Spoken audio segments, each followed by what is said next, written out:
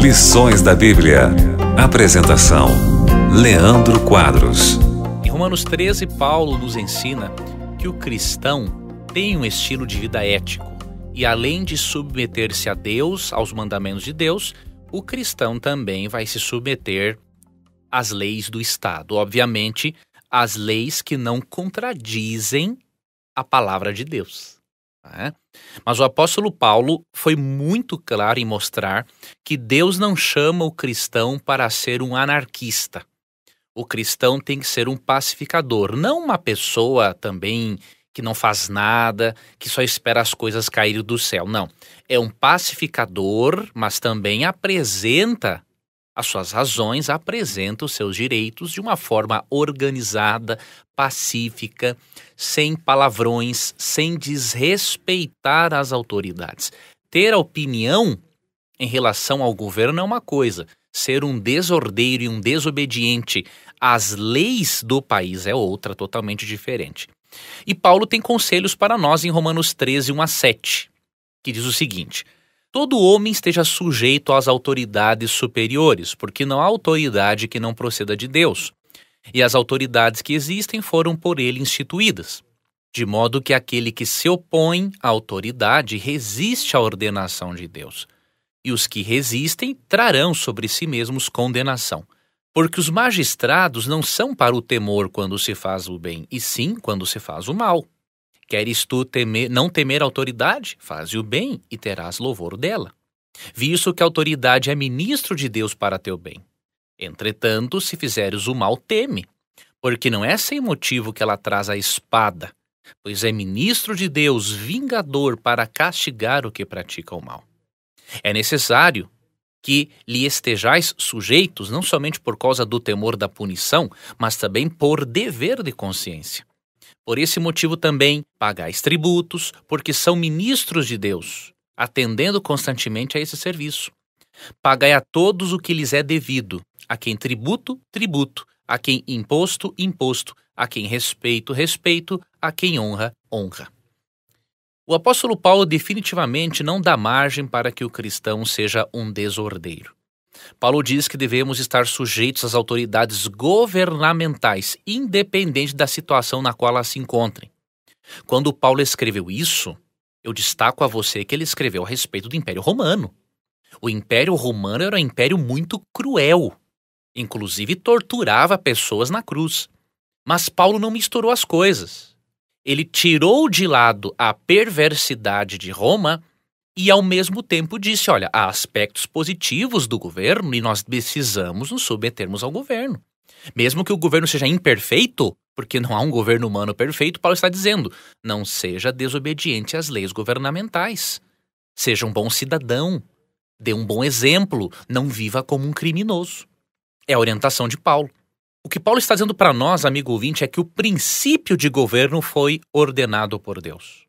Afinal, o ser humano precisa ter regras. Todo ser que vive em comunidade precisa de regras. Eu preciso de regras para saber até onde eu posso ir. E eu preciso também apresentar as minhas regras para as pessoas para que elas possam saber até onde podem vir em relação a mim.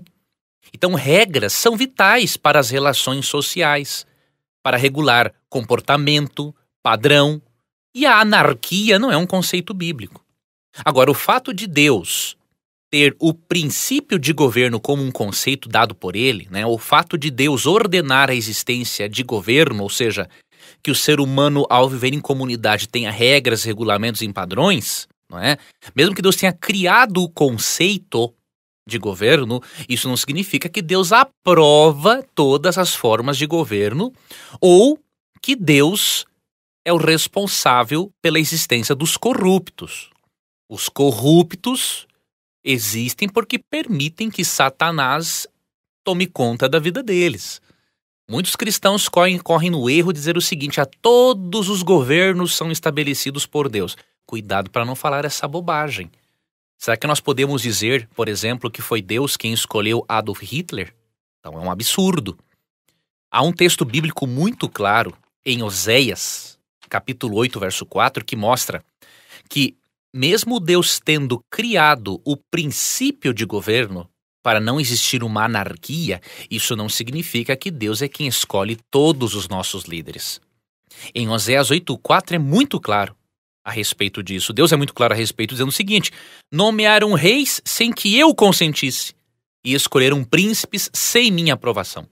Se o povo de Israel nomeou reis e escolheu príncipes sem o consentimento e aprovação de Deus, é óbvio que a humanidade hoje tem a liberdade também para escolher líderes corruptos com ideologias diabólicas que nada tem a ver com os princípios de Deus. Deus é um cavalheiro. Se o ser humano quer agir com ignorância ao escolher um líder, o país terá o representante que esse país merece. Então, amigo ouvinte, temos um equilíbrio. Primeiro, sempre respeitemos as autoridades governamentais, não sejamos vistos como criminosos, porque a autoridade, o conceito, o princípio de governo para trazer regulamento, regras em comunidade e padrões é criado por Deus.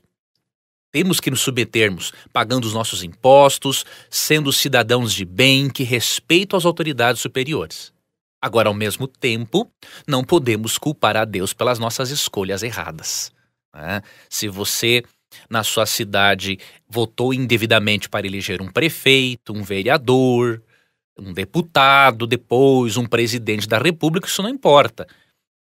Nós, seres humanos, escolhemos as consequências das nossas decisões, ok? Não podemos culpar a Deus porque pessoas despreparadas e corruptas sentam-se, diríamos assim, nas cadeiras governamentais ao redor do mundo, né?